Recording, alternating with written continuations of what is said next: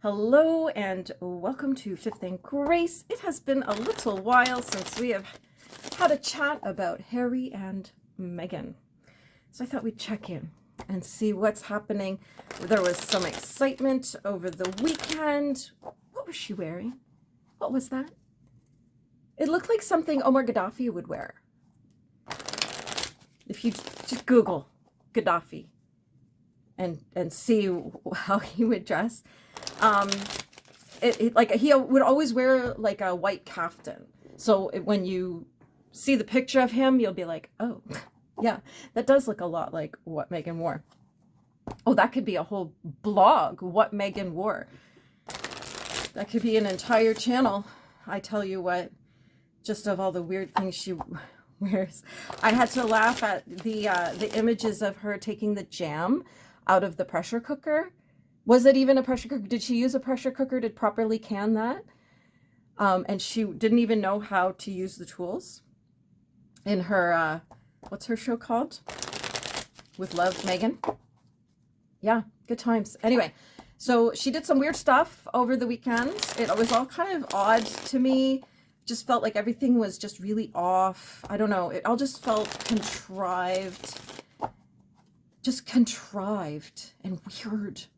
I don't know. Every time I look at pictures and videos of it, I'm just like, what is any of this? What is any of this? So I thought we'd have a little look. Now, for everybody who said, oh, you've never used a pendulum, it's right here. It's always right here. Amazing. If you go back through my videos, you'll see it sitting here. It's always here because when I do readings for clients, because sometimes I do have clients where they don't want a live Zoom call, they just want the reading. So I film it like this for them and everything. And then I always at the end will use my pendulum to ask, is there anything else we need to know? And then ask, and then, so yeah, it's always here. It's always right there. So we're going to use it today, just to show everybody that, yes, I do use a pendulum. And the conversation about dowsing rods came up. So I think I'll get my dowsing rods out and maybe we'll do some live dowsing on my channel. It is spooky season. It is, you know, the thinning veil and all that jazz. So yeah, maybe we'll do that. Maybe we'll do that coming up. I'll make sure I schedule it so that you can all plan your life around what I'm doing, you know. All right, Meghan, what's going on? What is going on? She is,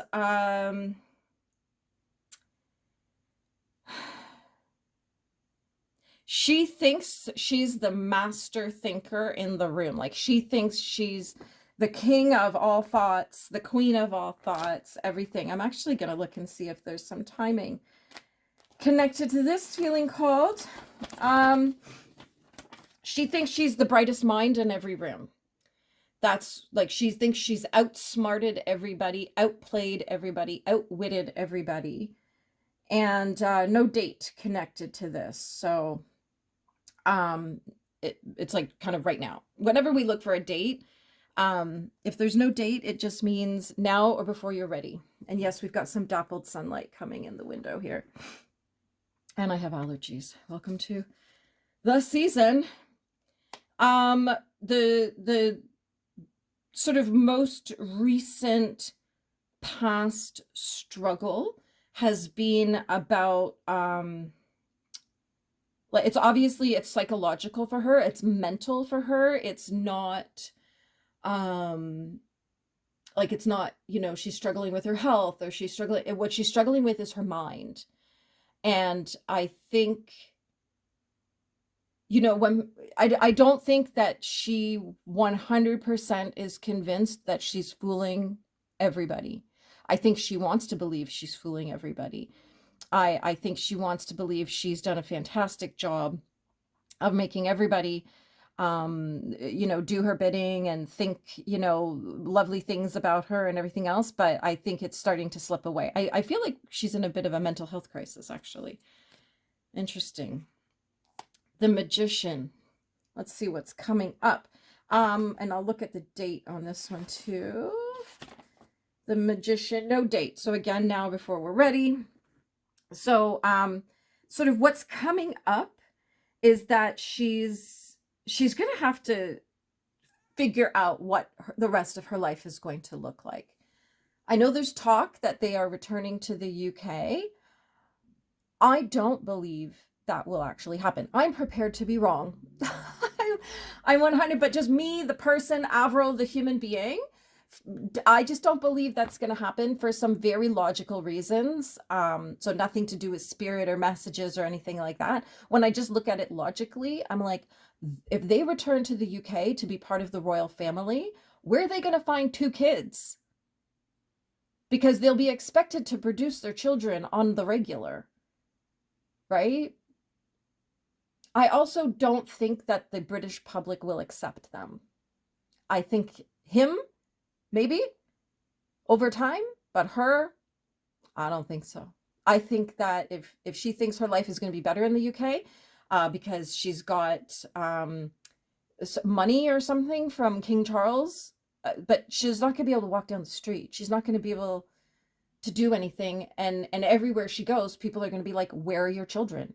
If they're being brought back into the fold as part of the royal line, the succession, the royal family, working royals, things like that, those kids need to be out in the public with titles and everything else. So the jig would be up. I think she's gonna start doing things in a whole other direction. So that's what this is telling me, is that she's continuing in her narcissistic, mentally ill way to plot and scheme, and she's trying to come up with like, what's her next move? Because, you know, actually those two really remind me a lot of Mark Carney, where all they would do is make announcements. That's all Mark Carney does, is he makes announcements. These people are all cut from the same cloth. We know that. And so it's sort of interesting to see them doing this exact same thing, where, you know, they just make an announcement about something coming and then nothing ever happens. So I'm actually amazed that this TV show is happening, is actually on the air and doing stuff. But I'm just not sure how well it's going. I don't think people are actually watching it. So she's going to have to come up with some other way to make money. And there's a whole lot of trickster energy underneath that. It's a whole lot of, how can I trick people into believing I'm wonderful? Like she's trying to trick people into thinking she's a domestic goddess. She doesn't even know how to use canning tools. Do you know what I mean? Like, and the only goddess in the kitchen is Nigella. All right, that's it. You know, maybe demigoddess, Ina Garten. Those two, that's it. Nobody else needs to talk about food. Obviously, they're my favorites. Obviously, they're my favorites. But you know what I mean? Like I think we can all agree Nigella is a goddess and Meghan is not. Meghan is not. Okay, what is on her mind? Money, money, money. Like, how is she going to keep her life going? How is she going to keep funding her life? How is she going to keep financially solvent when she has no job? She has no income. You know what I mean? They keep having to buy awards to appear to be relevant. And at the same time, where are they making any money? Obviously, Netflix has paid them, so they're beholden. They are shackled to Netflix if that relationship continues. But there's really nothing else going on. And she's not smart enough to kind of do the Martha Stewart thing with products and the magazine and the show and everything all combining together. She's just not capable. She believes she's the smartest person in the room. We all know she's not. So yeah, there's that. But her concern is money. That's what she's worried about right now, is the money. She's trying to dig deep here. Let's see if there's a timing on this card. This card has not come out for a while. I haven't seen this card in a long time. So the summer, so July 22nd, Leo season, July 20, is she a Leo? I can't remember. I don't know. But she's really having to dig deep, and it's taking a lot of willpower, because we know she's a little cray-cray. Okay, allegedly, for entertainment purposes only, but we know she's a little cray-cray. And so she's having to really dig deep and really anchor in to not come off as a basket case, because I think she's kind of unraveling a bit. If you can hear noises in the background, my husband and son just came home and my dog is very happy about that. So if you can hear him in the background. So I think she's there's like internally she's kind of unraveling a bit, but she's trying to keep it all together. And she's trying to dig deep here. because this is like inner power. This is, you know what? I almost feel like this is a feeling of that she feels she's powerful and she needs to make sure everybody knows that, and she needs to control everything around her and the situation. I mean, we know that, but that's sort of coming through here with like digging deep and willpower and maintaining that control over herself, believing it will help keep everybody else under control. That's an interesting one. That's an interesting one. Um, her fear is that she's never going to achieve what she believes she's worthy of achieving. Now, this is like right now. So this is a, what is the energy today, right now? That feeling that she's not going to achieve, and she's not achieving what she's pretending she's capable of achieving. Again, we're all laughing at her not knowing how to use kitchen tools while she's trying to sell us a kitchen show. Do you see what I mean? Like, it's all kind of unraveling. So she was probably so proud of that moment. Oh my God, I made jam. I made the jam. And now we're all laughing at her, and she's probably like crying into her pillow. She's probably screaming into her pillow. So she's not fooling people the way she believes she's fooling people. This timing here is December 3rd to 12th. And the reason I read out the timings is so that we have something to kind of refer back to. So if something major happens between December 3rd and 12th of this year, we can pin it right here to this moment. So yeah, it's, our nines are simply about achievement, and her fear is that she's not achieving, and that is what she wants to achieve is fooling everybody, and it's not working, and she's doing the pillow scream. There's an ongoing internal battle for sure when you're mentally ill, and that she reminds me a lot of my mother, who has been very mentally ill, and I see a lot of the same things. I actually I used to watch HG Tudor a little bit last year when he would talk about her a lot, and what I found is I was getting quite triggered because so much of it was exactly like my mother. So I had to stop watching anything about her, sort of at that deep level of studying the narcissism. So I see so much of it. When you have a narcissist parent, you spot it really, really fast. And so I would see so much of that when he would be talking about her that I'd actually start to feel myself getting upset and kind of triggered. So yeah, good times, good times. But her fear is that she's not fooling anybody. And there's an internal battle. Like, we see that with narcissists all the time, that they have like the persona that they, go out in the world with, but inside they're a dumpster fire, a dumpster fire. Money is the obsession. Absolutely. And getting more and more and more of it as fast as she can. Like, that is her current obsession, is money and abundance and financials and earthly things, tangibles like the house and the garden and all the things she can show off to everybody on the talk shows and, that sort of thing. The magazines, if they do magazines of her, I don't know. I don't usually read those kinds of magazines, but absolutely. There's definitely an obsession with money, which of course, because they have to be working people. And I don't think either of them is very good at that. So yeah, their ambition, I'm going to say new contracts. They want a new big contract, either with a big company that will pay them lots of money, or that contract going back to the royal family and the terms of the deal of what that will look like for them. I suspect, and really what's coming in is my guides are like laughing at me saying she'll sign the contract, but it'll all fall apart. She'll not live up to it, and it will just create even more drama. So, and I mean, if she goes back to the royal family, which I don't think they will. But yeah, she won't be able to live up to the contract. We know that. But that's kind of what's going on, is she wants a new, the word conquest is coming in, like a new, oh, you know what? Oh my gosh. They just said a new marriage contract. Well, yeah, that's not, yeah, we've known that she's been looking for her next husband for a while now. But yeah, that would fall under this card, like a marriage contract, a new relationship contract, anything like that, money contract. But if she's obsessed with money, so yeah. And the main obstacle is herself, really. She's the main obstacle is herself. She's got a lot of choices to make, and she's not very good at making decisions. She's not very good at making smart decisions. A lot of times when we see this card, there's like an element of like you're like really you're the only person in your own way, because you just have to make the decision to do whatever it is that you want to do or achieve whatever you want to achieve. But because narcissists are such a mess on the inside, they're not always very good at making good decisions. I've seen it a lot.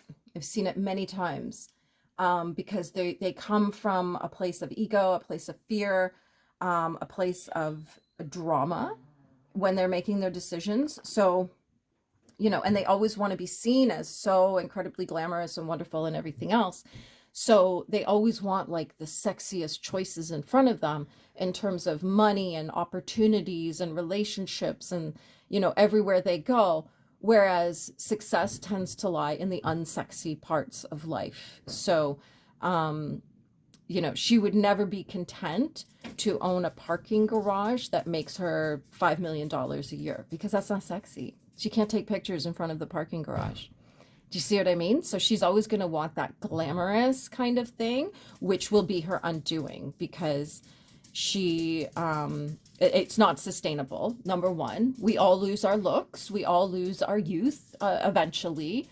And when you're, and it's something that I noticed, and I've actually seen it a couple times recently, and I feel like I was meant to see it so that I could kind of speak to this. The older you get, the less in touch you are with reality. And I don't mean like you become crazy and your mind, you know, all that. But I mean, I look at people today, people who are 75 years old trying to give advice to their 15-year-old grandchildren about how to get a job. It's like that's not even based in reality. And I've seen a couple conversations on Facebook this week along those exact lines. They say young people don't want to work. And it's like, what? That's not even true at all. So you know, let's apply this to Meghan. Right now, she's like, what, in her 40s, 50s, something like that. Does anybody know how old she is? But as she gets older and older, she'll become less and less in touch with what young people want, what the audience wants, and things like that. And so she'll have to take other people's advice on what to do. It's so much easier to be a royal. You just stand where you're told, shake hands, be pleasant, you know, eat the cake, and go home and put your feet up. You know what I mean? Like, it's not, I just can't imagine it's that hard. I just don't, you know.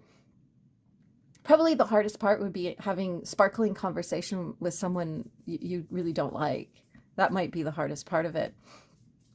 Or who isn't very good at conversation. You know, I see those people where I'll ask them a question and I'll get a one-word answer. And I'm just like, okay, well, that's the end of the conversation, right? So I can imagine that would be hard, but slogging away for the rest of your life trying to make jam and get shows and awards and magazines and try to scrape every bit of money you can and this and that and everything else versus being a royal, well, I'll take royal every day. Sure, you can't walk down the street without being photographed, but if you just go for a walk, usually people don't bother you. You know, all those photos of her before they left, she called the paparazzi to tell them where she would be. They all do it when they want that attention.